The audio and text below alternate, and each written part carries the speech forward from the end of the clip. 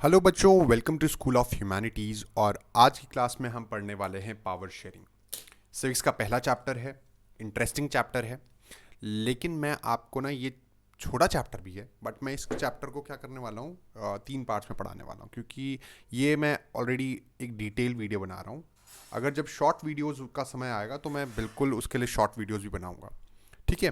तो इस particular video में मैं बेल्जियम के बारे में बात करने वाला हूँ। बेल्जियम जो कि यूरोप का एक कंट्री है। उससे पहले एक चैप्टर को ओवरव्यू दे देता हूँ। देखो, मेरी बात को अब गौर से सुनना, ये बड़ी इंपॉर्टेंट बात मैं बोल रहा हूँ, इसमें लिख नहीं पाऊंगा, कुछ चीज़ें हैं जो मैं सिर्फ बोल रहा हूँ, ध्यान से सुनना। देखो, पावर शेयरिंग का मतलब क्या होता है? पावर शेयरिंग का मतलब अब तो आपको सभी को पता है कि डिवीजन ऑफ पावर है ना, पावर डिवाइड होती है। लेकिन क्या आपको पता है कि पावर, रियल पावर होती किसके पास है एक्चुअल में? रियल पावर होती है सिटीजन्स के बीच में, सिटीजन्स के पास। कैसे? सिटीजन्स के पास एक बहुत बड़ी पावर होती है to elect the government, government को इलेक्ट करने की होती है ना। सिटीजन्स के पास एक रियल पावर होती है किसको इलेक्ट करने की? गवर्नमेंट को इलेक्ट करने की। ठीक है। क्योंकि सारे सिटीजन एक साथ मिलकर तो सरकार और देश नहीं चला सकते ना। सिटीजन्स तो देश चलाते नहीं, ऑब्वियसली एडमिनिस्ट्रेशन करना है, लॉ बनाना है, सारे लोग नहीं कर सकते। वो लोग अपने बिहाफ में गवर्नमेंट को चुनते हैं, जो जो गवर्नमेंट करेगी वो काम उनके बिहाफ पर। ठीक है। अब मान लो हर देश में अलग अलग डाइवर्सिटी होती है, मान क्या लो, ये तो होता ही है। किसी भी एक देश में सिर्फ एक ही सिंगल कम्युनिटी का रूल हो, ऐसा पॉसिबल है नहीं। अलग अलग देशों में अलग अलग जाति, धर्म, संप्रदाय के लोग रहते हैं। अब ये सारे लोग अलग अलग नंबर्स में होते हैं, यानी को किसी रिलीजन में ज़्यादा लोग हो सकते हैं, किसी रिलीजन में कम लोग हो सकते हैं, किसी लैंग्वेज के लोग ज़्यादा हो सकते हैं, किसी लैंग्वेज के बोलने वाले लोग एक देश में कम हो सकते हैं, होता है ना। फॉर एग्जाम्पल, तमिलनाडु में ऑब्वियसली तमिल स्पीकिंग लोग ज़्यादा होंगे, राइट, है ना। या हिंदी स्पीकिंग लोग कम होंगे, ये कह सकते हैं, क्योंकि वहाँ तमिल लोकल लैंग्वेज हो गई ना। वैसे ही किसी भी देश में अलग अलग लैंग्वेज के लोग होंगे। फ्रांस में फ्रेंच स्पीकिंग ज़्यादा होंगे, बाकी लैंग्वेजेस के कम होंगे। अब होता क्या है कि अगर गवर्नमेंट, ये जो गवर्नमेंट है, ये सिर्फ जो ज़्यादा नंबर वाले लोग हैं वोट के चक्कर में, या जो ज़्यादा नंबर को हम बोलते हैं पॉलिटिक्स में, पॉलिटी में, सिविक्स में मेजॉरिटी, हाँ ये बार बार, ये तो बहुत ही बेसिक टर्म है, 9th से पढ़ते आ रहे होंगे। मेजॉरिटी, मेजॉरिटी लोगों की ही गवर्नमेंट सिर्फ सुने, बाकी को दरकिनार कर दे, बाकी की आवाज़ ही ना सुने, तो इस वजह से क्या होगा? मेजॉरिटी और माइनॉरिटी में हो जाएंगे कॉन्फ्लिक्ट। मेजॉरिटी वर्सेस माइनॉरिटी हो जाएगा, है ना, उनके बीच में हो जाएंगे कॉन्फ्लिक्ट। ठीक है। अब इन ऐसे कॉन्फ्लिक्ट्स ना हो, ऐसे कॉन्फ्लिक्ट्स ना हो, इसके लिए पावर शेयरिंग बेहद ज़रूरी है। और इसीलिए हम 2 केस स्टडी पढ़ने वाले हैं। उनमें से आज जो हम पढ़ेंगे वो है बेल्जियम की, कि अगर गवर्नमेंट सूझबूझ का से, समझदारी से काम ना ले तो क्या होता है, क्या हो सकता है, क्या हो सकता है और क्या नहीं हो सकता, ये समझना पड़ेगा। और देश में सरकारें कैसे इस पावर शेयरिंग को डिवाइड करती हैं जब इतनी सारी डाइवर्सिटी, बहुत आसान नहीं होता। गवर्नमेंट का यही काम होता है कि अलग अलग डाइवर्सिटीज़, अलग अलग जो लोग रह रहे हैं देश में, सोच के, एथनिसिटी के, उस चीज़ का बैलेंस करना, पावर का बैलेंस करना। ठीक है। तो चलो शुरू करते हैं इस चैप्टर को। ध्यान दीजिएगा आज की इस क्लास। आप देख रहे हैं स्कूल ऑफ ह्यूमैनिटीज़ और मेरा नाम है सुमित बोरा, और हम पढ़ रहे हैं पावर शेयरिंग। ठीक है। इससे पहले बच्चों सिर्फ आपने पढ़ा था क्लास 9th में कि जो पावर शेयरिंग है वो हमारी गवर्नमेंट के 3 ऑर्गन्स हैं, लेजिस्लेचर, एग्जीक्यूटिव, जुडिशरी। ये आपस में तीन तीन तीन तीन इन तीनों में आपस में बराबर हिस्सों में बटी होती है। बट सिर्फ इतनी ही पावर शेयरिंग सफिशिएंट नहीं होती किसी बड़े देश को या डेमोक्रेटिक देश को चलाने के लिए। और भी पावर शेयरिंग की जरूरत होती है। लोगों को पावर्स देनी पड़ती है कि उनका डिसीजन मेकिंग में, सरकार की डिसीजन मेकिंग में पार्टिसिपेशन बढ़े। समझे? तो इस चीज को हम समझने वाले हैं कि जब लोगों को पावर शेयरिंग दी जाती है, लोगों को पावर्स दी जाती है, तो किस हिसाब से डिवाइड होती है, कैसे डिवाइड करते हैं गवर्नमेंट डेमोक्रेटिक सेटअप। तो देखिए, शुरू करते हैं बेल्जियम का की कहानी। पढ़ेंगे लेकिन उससे पहले ये मैप देख लो। ये है बेल्जियम का मैप।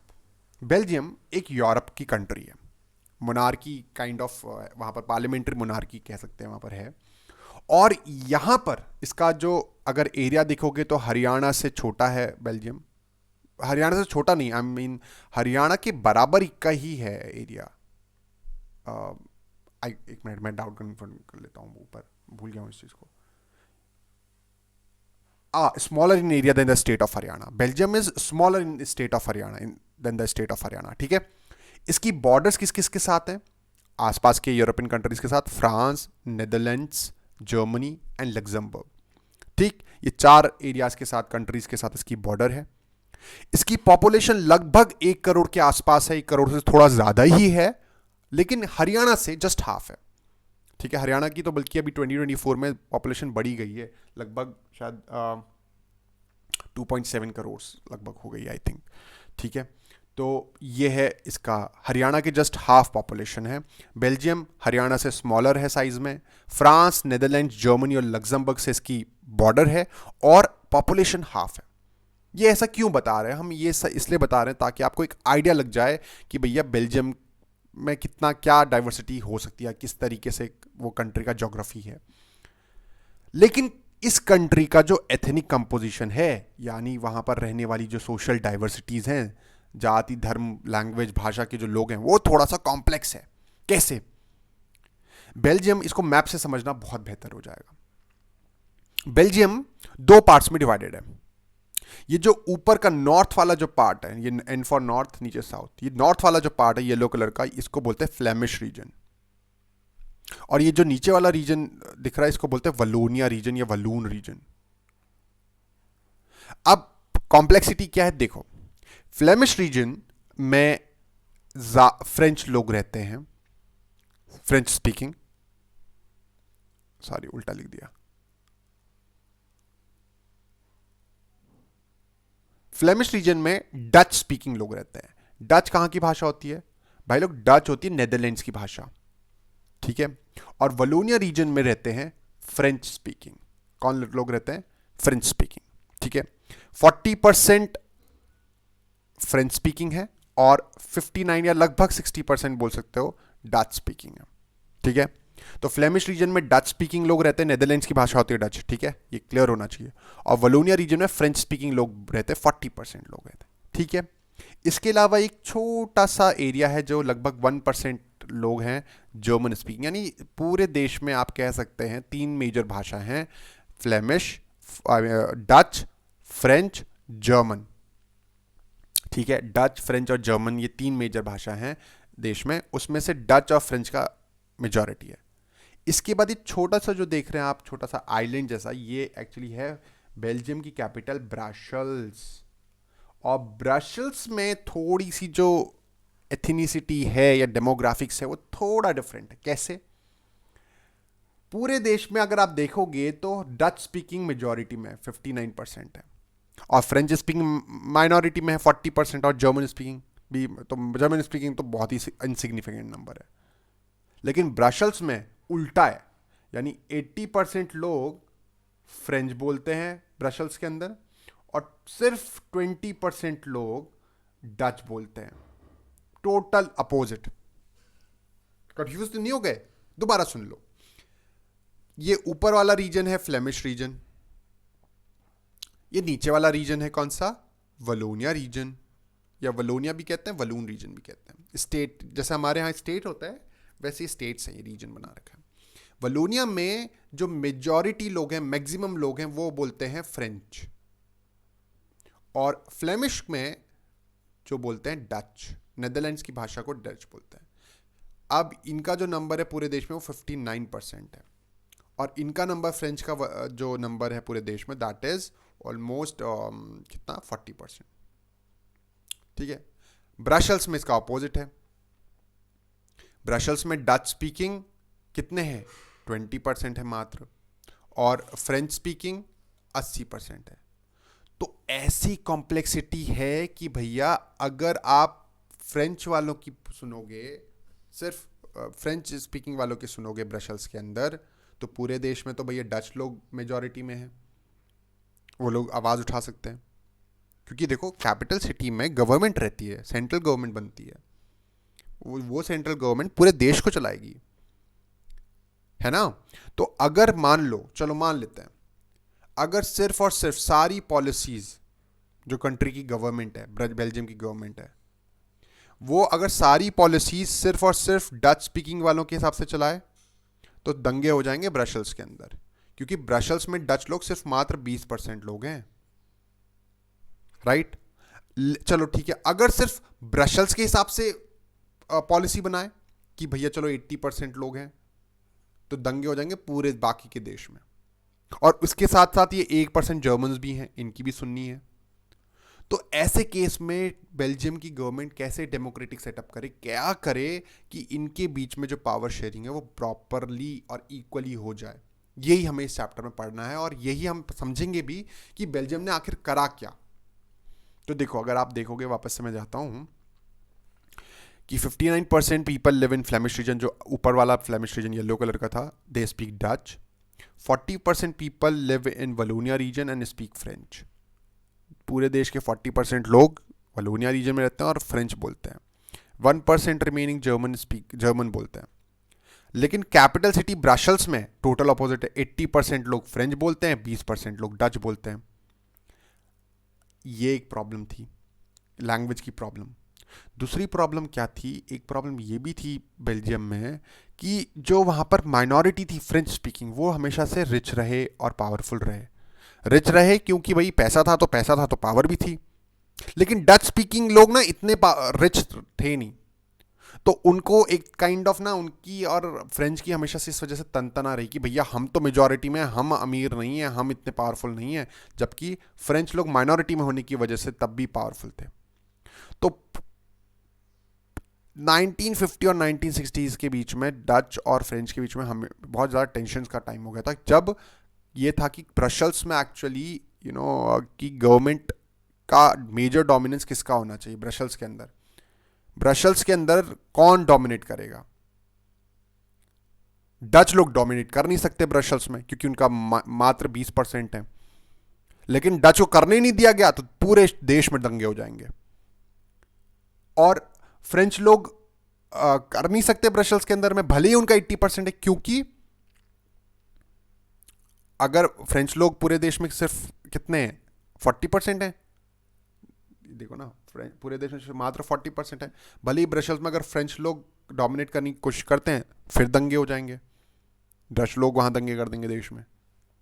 तो कैसे करा जाए? तो इसी चीज का बेल्जियम ने एक तरीका निकाला। बेल्जियम ने तरीका ये निकाला जिसको हम बोलते हैं एकोमोडेशन इन बेल्जियम। ये श्रीलंका वाला हम नेक्स्ट पार्ट में पढ़ेंगे, एकोमोडेशन इन बेल्जियम। देखिए, बहुत फेमस हो गया, इसको बेल्जियन मॉडल भी कहा जाता है। इन्होंने, आप कोई प्रॉब्लम तो समझ गए ना आप सभी लोग।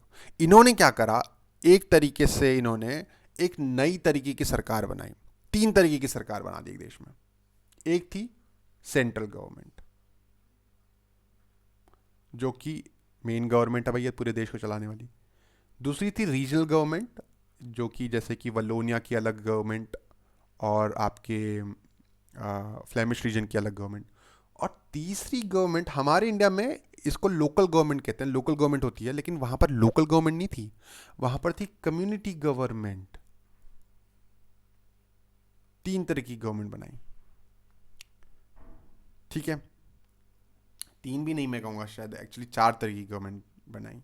एक कैपिटल के लिए ब्रसल्स के लिए अलग गवर्नमेंट बनाई, कैपिटल गवर्नमेंट, ये पढ़ने भूल गया था, सॉरी। तो सेंट्रल गवर्नमेंट बनाई, हर रीजन के लिए अलग गवर्नमेंट बनाई, कम्युनिटी गवर्नमेंट बनाई, और ब्रसल्स के लिए एक सेपरेट गवर्नमेंट कैपिटल के। जैसे इंडिया में दिल्ली इंडिया की कैपिटल है, और इंडिया की कैपिटल की भी अलग गवर्नमेंट है, दिल्ली गवर्नमेंट, दिल्ली सरकार है ना, केजरीवाल जी चला रहे हैं उसको।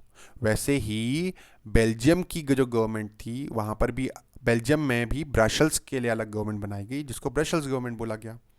तो इसी को, इन्हीं 4 पॉइंट्स को बोलते हैं बेल्जियन मॉडल। क्या बोलते हैं? Belgian model. ये बेल्जियन मॉडल है। क्या था इसमें, देखो कि the Belgian leader took a different path. They recognise the existence of regional differences and cultural diversities. उन्होंने अपने रीजन में जो डिफरेंसेस हैं, कल्चर में जो डाइवर्सिटीज़ है, उसको रिकॉग्नाइज करके 70 और 93 के बीच में कॉन्स्टिट्यूशन में कुछ चेंजेस करे, मेजर चेंजेस, 4 चेंजेस करे गए। 1970 में एक बार अमेंडमेंट हुआ कॉन्स्टिट्यूशन में, अमेंडमेंट मतलब चेंज करा गया। फिर 1980 में बदलाव किया गया। फिर 1988 में बेल्जियम के मॉडल में, बेल्जियम की कॉन्स्टिट्यूशन में चेंज आया। फिर 1993 में। तो 4 बार बेल्जियम का जो कॉन्स्टिट्यूशन था वो बदला गया, और फिर जाकर एक तरीका निकाला, बहुत ही इनोवेटिव तरीका था, और उसको बोला गया बेल्जियन मॉडल। क्या था? देखो, पहला मैंने बताया सेंट्रल गवर्नमेंट। सेंट्रल गवर्नमेंट तो नॉर्मली होती है ना, कॉमन होती है, लेकिन उसमें भी कुछ इनोवेशन था। क्या था? देखो, ऐसा कॉन्स्टिट्यूशन बनाया गया फाइनली जिसमें जो सेंट्रल गवर्नमेंट होगी उसमें डच बोलने वाले और फ्रेंच बोलने वाले मिनिस्टर्स का नंबर इक्वल होगा। अब आप बोलोगे सर इसमें क्या बात है यार, ये तो नॉर्मल है, इसमें ये तो which is normal, this is normal, इसमें इक्वालिटी दे दी उन्होंने, क्या फ़र्क किया? भैया आप ये समझो बच्चों, मन के सच्चों, कि इक्वालिटी दे दी, इक्वालिटी भले ही दे दी, लेकिन ऐसा होता नहीं है। ठीक है? क्योंकि डच क्यों एक्सेप्ट करेंगे इक्वालिटी? डच तो बोल सकते हैं हम मेजॉरिटी में, हम क्यों फ्रेंच लोगों को, जितना फ्रेंच का है उतना मिनिस्टर्स रखो ना। अब जैसे कि मान लो अगर हमारी पार्लियामेंट है, पार्लियामेंट में गोवा एक स्मॉलर स्टेट है, हमारे देश में गोवा एक स्मॉलर स्टेट है, तो क्या आप गोवा और यूपी और गोवा के एरिया में कंपेयर कर लो, क्या हम ऐसा कर सकते हैं कि MPs from UP would be equal to MPs from Goa और सिक्किम? जो छोटे छोटे राज्य उनके एमपीज का नंबर और यूपी के एमपीज का नंबर सेम सेम कर दें, ऐसा कर सकते हैं क्या? नहीं कर सकते ना। हमने उसके लिए अलग तरीका निकाला है, राज्यसभा बनाई है, वो बात की बात है, बट मैं एक बेसिक आइडिया बता रहा हूँ। बात समझे कि नहीं समझे? इसी वैसे ही वहाँ पर ये बड़ा करा गया कि पूरे देश में जो सेंट्रल गवर्नमेंट बनेगी, ताकि दोनों ही पक्षों की, दोनों ही लोगों की सुनी जाए, इसलिए डच और फ्रेंच स्पीकिंग मिनिस्टर्स का नंबर इक्वल करा गया। किसमें? सेंट्रल गवर्नमेंट में। So some special laws require the support of majority of member from each linguistic group. और कुछ ऐसे लॉज भी बनाए कि मान लो अगर किसी लॉ में चेंज करना है, किसी लॉ में बदलाव करना है, तो कोई भी किसी भी एक कम्युनिटी का नेता अकेले के दम पर उसको चेंज नहीं कर सकता। ठीक है? दोनों का सपोर्ट चाहिए। Some special law require support of majority of member from each linguistic groups. दोनों का इक्वल सपोर्ट होना चाहिए किसी भी लॉ में बदलाव करना है। ठीक है? Thus no single community can make decision unilaterally. Unilaterally मतलब अकेले के दम पर कोई भी सिंगल कम्युनिटी डिसीजन नहीं ले सकती। दूसरा पॉइंट देखो, दूसरा पॉइंट मैंने क्या बताया? रीजनल गवर्नमेंट का। दूसरा पॉइंट इन्होंने रीजनल गवर्नमेंट में क्या चेंजेस करे? Many powers of central governments was given to state government या रीजनल गवर्नमेंट। दोनों को कई सारी पावर सेंट्रल गवर्नमेंट की स्टेट गवर्नमेंट को दी गई। एंड इसमें खास बात ये, state government are not subordinate to the central government. Subordinate का मतलब जानते हो ना? लोअर। यानी ऐसा नहीं कि सेंट्रल गवर्नमेंट बॉस हो गई स्टेट गवर्नमेंट की, नहीं, दोनों पार्टनर्स की तरह काम करेंगी, दोनों का इक्वल सेइंग होगा। ठीक है? हाँ, हो सकता है थोड़ी सी ज्यादा पावर हो मे बी सेंट्रल गवर्नमेंट की, but it will not be subordinate. Central government boss नहीं है स्टेट गवर्नमेंट की। ऐसा नहीं हो सकता कि सेंट्रल गवर्नमेंट की सारी बातें मानेगी स्टेट गवर्नमेंट, नो। समझे? एक कीवर्ड है subordinate. So many powers of central government have been given to state government of the two regions of the country, and the state government are not subordinate to central government. तीसरी चीज क्या करी गई? जैसा कि मैंने आपको बताया, दिल्ली सरकार की तरह, जैसे इंडिया में दिल्ली कैपिटल की भी एक सरकार है, दिल्ली हमारी कैपिटल है और कैपिटल में भी अलग गवर्नमेंट है ना, वैसे ही ब्रसेल्स में भी एक सेपरेट गवर्नमेंट बनाई गई जिसमें दोनों कम्युनिटीज का इक्वल रिप्रेजेंटेशन हुआ, फ्रेंच और डच का। अब आप सोच लो, 80% ब्रसेल्स में कौन है? फ्रेंच है। 20% कौन है? डच है। लेकिन बोला इक्वल रिप्रेजेंटेशन होगा।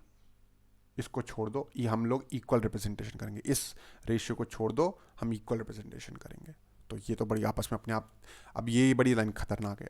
The French speaking people accepted equal representation in Brussels because the Dutch speaking community has accepted equal representation in central government, क्योंकि डच लोगों ने सेंट्रल गवर्नमेंट में इक्वल रिप्रेजेंटेशन एक्सेप्ट किया, इसीलिए फ्रेंच वालों ने कहा आपके ब्रसल्स में इक्वल रिप्रेजेंटेशन वो करा। अब ये देखो, ये पिक्चर जो आप देख रहे हो, ये देखो, ये वहाँ के कॉमन जो मार्केट के साइन वगैरह, स्ट्रीट के साइंस हैं, दो भाषा में, फ्रेंच में और डच में, ठीक है। ग्रैंड प्लेस, ग्रॉट मार्केट, ये दोनों भाषा में। जैसे इंडिया में हिंदी और उर्दू में, या कई बार अगर लोकली होता है तो जैसे पंजाब में होगे तो हिंदी में होगा और पंजाबी में होगा, आई मीन इंग्लिश में होगा और पंजाबी में होगा, तो इस तरीके से ये होता है, ठीक है, समझे। तो ये था, एक तो था सेंट्रल गवर्नमेंट में चेंज, फिर स्टेट रीजनल गवर्नमेंट में, स्टेट गवर्नमेंट में चेंज, और तीसरा था ये आपका ब्रसल्स की सेपरेट गवर्नमेंट, यानी कैपिटल की भी सिटी। अब ये बहन जी बोल रही हैं, what kind of solution is this, I am glad our constitution does not say which minister will come from which community. ऐसा नहीं है भाई, इनको कोई समझाए कि भैया ऐसा नहीं है, आपको ये सब चीज़ें करनी पड़ती हैं। अगर आप देश में ऐसे बदलाव नहीं करोगे तो कैसे काम चलेगा। हर देश की रिक्वायरमेंट, हर देश का काम अलग अलग होता है ना, तो वैसे ही हिसाब है। इसके अलावा एक इनोवेटिव तरीका था कम्युनिटी गवर्नमेंट का। ये community government third kind of government जो बनाई इन्होंने, एक तो सेंट्रल गवर्नमेंट थी, एक स्टेट गवर्नमेंट, एक कम्युनिटी गवर्नमेंट बनाई। ये स्टेट रीजनल गवर्नमेंट में आप 3 रीजन्स मान लो, एक रीजन हो गया फ्लेमिश रीजन, एक रीजन हो गया वलोनिया का रीजन, एक हो गया ब्रसल्स की गवर्नमेंट, फिर ये थी कम्युनिटी गवर्नमेंट। कम्युनिटी गवर्नमेंट का काम क्या था, community government is elected by people belonging to one language, like Dutch के लिए अलग गवर्नमेंट, फ्रेंच के लिए अलग गवर्नमेंट, और जर्मन स्पीकिंग के लिए अलग गवर्नमेंट, ताकि जर्मन लोग पीछे ना छूट जाए। इस गवर्नमेंट का काम था कि ये कल्चरल, एजुकेशनल और लैंग्वेज रिलेटेड इश्यूज पर डिसीजंस ले सकती है या उस पर कार्रवाई करेगी। सिंपल, कम्युनिटी गवर्नमेंट, ये बड़ा इंपॉर्टेंट पॉइंट बनेगा। तो इससे बड़ा शांति बन गई भाई बेल्जियम में, लोग बड़ी खुशी से रहने लगे। और यही रीज़न था कि यूरोपियन यूनियन पता है ना, पूरे यूरोप के जो यूनियन का जो हेडक्वार्टर था, पार्लियामेंट बिल्डिंग थी जो उसकी, वो बेल्जियम में बनाई गई, ये पार्लियामेंट बिल्डिंग है उसकी, ठीक है। तो इसीलिए बच्चों पावर शेयरिंग ज़रूरी होती है। देखा, बेल्जियम ने अपने अलग अलग कम्युनिटी के बारे में सोचा, अपनी अलग अलग कम्युनिटी के बारे में के हिसाब से लॉज बनाए, तो उससे फ़ायदा हुआ, ठीक है। तो आज की वीडियो में इतना ही है। नेक्स्ट वीडियो में मैं श्रीलंका का करूंगा और उसके बाद मैं की कॉन्सेप्ट डिस्कस करूंगा। बाकी आपको अगर ये वीडियो पसंद आया हो तो लाइक करें, सब्सक्राइब करें और शेयर करें, और बेल आइकन को भी दबा दें। और मेरे को कमेंट्स में अपने रिव्यू ज़रूर दीजिएगा कि कैसा लगा आपको वीडियो, या कहीं पर भी डाउट होगा तो प्लीज़ मेरे को आप मैसेज कर सकते हैं। आप टेलीग्राम को भी ज्वाइन कर सकते हैं। बाकी चलो आज के लिए इतना काफ़ी है, बाय।